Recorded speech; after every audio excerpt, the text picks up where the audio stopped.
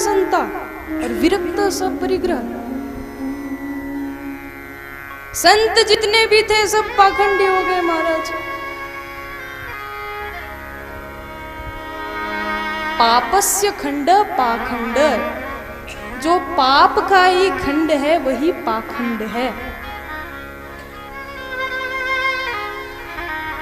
संतों के पास गया, भ्रमण कर रहा था महाराज कि कहीं तो शांति मिल जाए। जब संतों के पास भी शांति नहीं मिली तो अब सोचा चलिए महाराज धामों में नहीं मिली कोई बात नहीं, संतों के पास नहीं मिली कोई बात नहीं, चलिए गृहस्थों को देखेंगे, थोड़ा सा उनका सुख मिलेगा तो कुछ तो चित्त में शांति मिलेगी।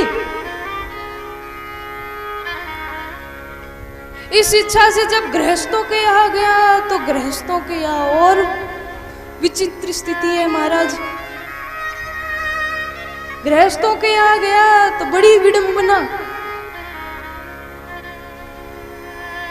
जाकर के देखा कि महाराज माता पिता की सेवा कब तक, जब तक तिजोरी की चाबी हाथ में ना सौंपी गई हो, और जब तिजोरी की चाबी हाथ में सौंप दी गई तो माता पिता की खटिया या तो खेत में या तो किसी वृद्धाश्रम में, और यदि भी किसी कारणवश वो जबरदस्ती रह जाए तो उनसे किसी प्रकार का कोई सलाह मशवरा नहीं लेना महाराज। कोई मतलब नहीं, हो तो हो, हमें कोई मतलब नहीं, हमने तो कहा था चले जाओ वृद्धाश्रम में, जबरदस्ती बैठे हो, हमें क्या मतलब, हमें कोई मतलब नहीं।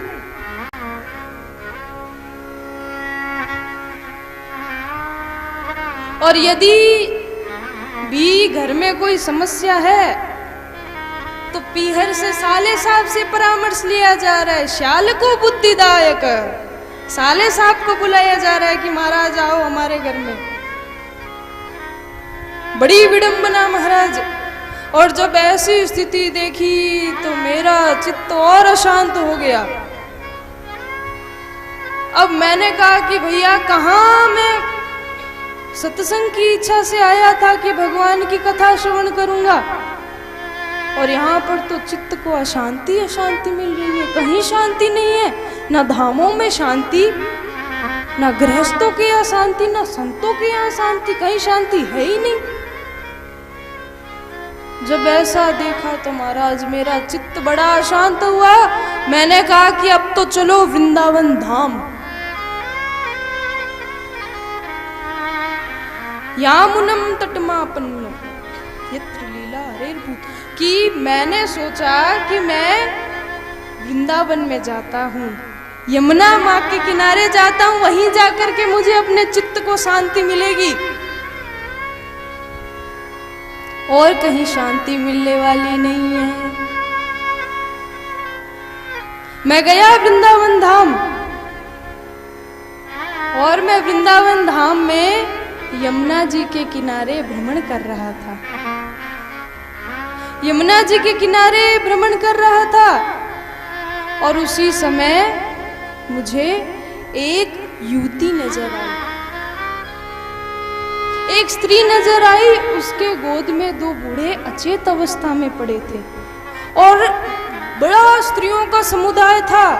कोई उनको पंखा जल रहा है, कोई उनको समझा रहा है, क्योंकि वो स्त्री बड़ी जोर जोर से विलाप कर रही थी।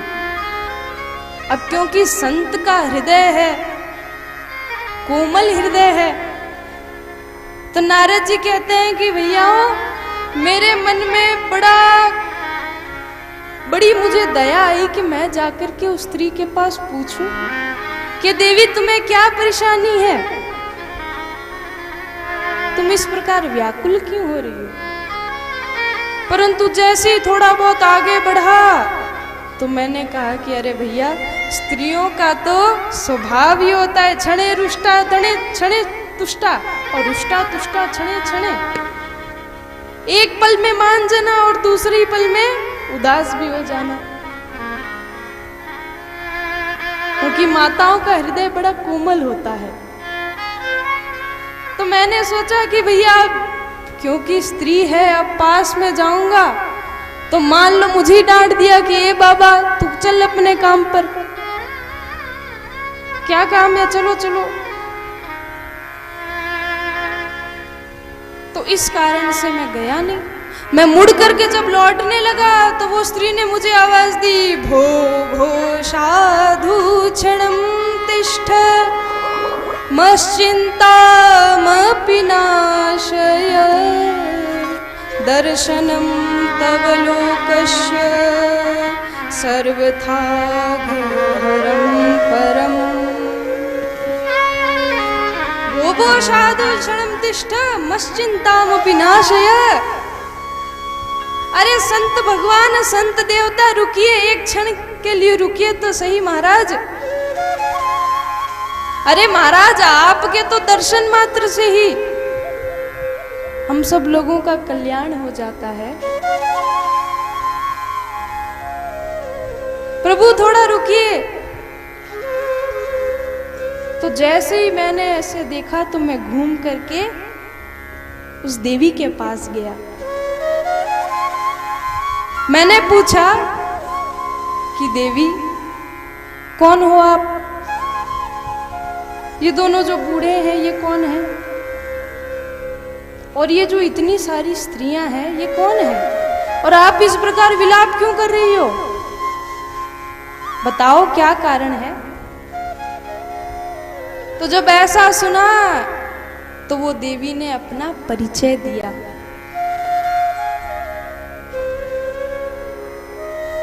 परिचय देते हुए कह रही है कि अहम भक्ति रतिख्यात इमो में तन यो मतौ ज्ञान वैराग्य नामानौ काल योगे नर्जर। कि महाराज मेरा नाम भक्ति है, मैं भक्ति के नाम से इस पूरे विश्व में प्रख्यात हूं। महाराज मैं दक्षिण में पैदा हुई, कर्नाटक में बड़ी हुई, महाराष्ट्र आदि कई प्रदेशों में मुझे बहुत सम्मान भी मिला, परंतु कई देशों में पाखंडियों ने मुझे खंडित कर दिया और वहीं भागते बचाते मैं वृंदावन धाम आ गई।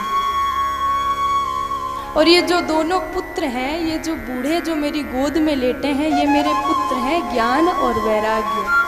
और ये जो इतनी स्त्रियां आपको दिख रही है ना महाराज, ये गंगा आदि नदियां हैं और ये हमारी सेवा के लिए यहाँ पधारी हैं, हमारी सेवा के लिए यहाँ पधारी हैं। परंतु महाराज जैसे ही मैं वृंदावन धाम में मैंने प्रवेश किया, वृंदावनस्य संयोगा पुनस्त्व तरुणी नवा, जैसे ही मैंने वृंदावन में प्रवेश किया तो मैं तो नवयुवती हो गई, परंतु जो मेरे ये दोनों पुत्र हैं ज्ञान और वैराग्य, ये अभी भी बूढ़े ही हैं। और यदि मेरी बालकों की यही स्थिति रही तो इदम स्थानम परित्यज्य विदेशो गम्यते मया, मैं इस स्थान को छोड़ करके विदेश चली जाऊंगी यदि मेरे बालकों की यही स्थिति रही तो। महाराज जैसे ही ऐसा कहा तो नारद जी महाराज एक क्षण में सारी बात को समझ गए। नारद जी ने कहा कि देवी थोड़ा धैर्य रखो, आप त्रेता में, सतयुग में, द्वापर में तो बड़ी मस्त रही, परंतु ये घोर कलिकाल है, ये कलिकाल का प्रभाव है। भक्ति महारानी ने कहा कि प्रभु यदि ये कलिकाल इतना ही बुरा है, ये कलयुग इतना ही बुरा है, तो राजा परीक्षित ने इसे आने ही क्यों दिया, मार क्यों नहीं दिया? और यदि परीक्षित कहीं को मान भी गए हैं तो वो परब्रह्म परमात्मा भगवान नारायण इस चीज को कैसे देख पा रहे हैं? बताइए महाराज, भगवान नारायण कैसे देख पा रहे हैं इस चीज को? नारद जी कहते हैं कि देवी इस कलिकाल में भले लाखों अवगुण हो, परंतु एक सद्गुण की वजह से परीक्षित ने इस कलयुग को नहीं मारा। बोले अच्छा महाराज, लाखों अवगुण और एक सद्गुण, क्या है वो ऐसा सद्गुण? तो कहते हैं यत् फलम नास्ति तपसा न योगेन समाधिना तत्फलम लभते सम्यक् कलौ केशव कीर्तनात्। इस कलयुग में लाखों अवगुणों परंतु एक गुण है जिसकी वजह से राजा परीक्षित ने कलयुग को नहीं मारा। कलौ केशव कीर्तनात्। जो दूसरे युगों में त्रेता में, सतयुग में, द्वापर में जो बड़े बड़े संतों को साधना करने से, योगियों को बड़ी बड़ी साधना करने से जो फल प्राप्त होता था, वो इस कलिकाल में केवल भगवान नाम के सत्संग और कीर्तन मात्र से मानव मात्र को प्राप्त हो सकता है। देखिए महाराज, कहाँ दूसरे युगों में लोगों को बड़ी बड़ी तपस्याएं करनी पड़ती थी, कितने कितने वर्षों तक साधु संत एक पैर पर खड़े होकर के भगवान की ध्यान करते थे, और वही इस कलिकाल में केशव के कीर्तन मात्र से प्राप्त हो जाता है। इससे बड़ा गुण क्या होगा।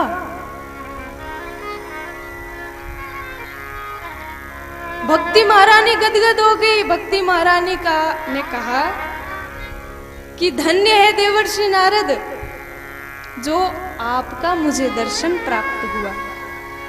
अरे मेरे सौभाग्य की मैं कितनी बखान करूं महाराज, कितना बड़ा मेरा सौभाग्य कि मुझे आप जैसे संत का दर्शन प्राप्त हुआ। भक्ति महारानी ने भगवान की बड़ी सुंदर स्तुति गाई है, बहुत सुंदर स्तुति गाई है महाराज। क्या कहती है भक्ति महारानी? जयति जगति मायां यस्य कायाधवस्ते जयति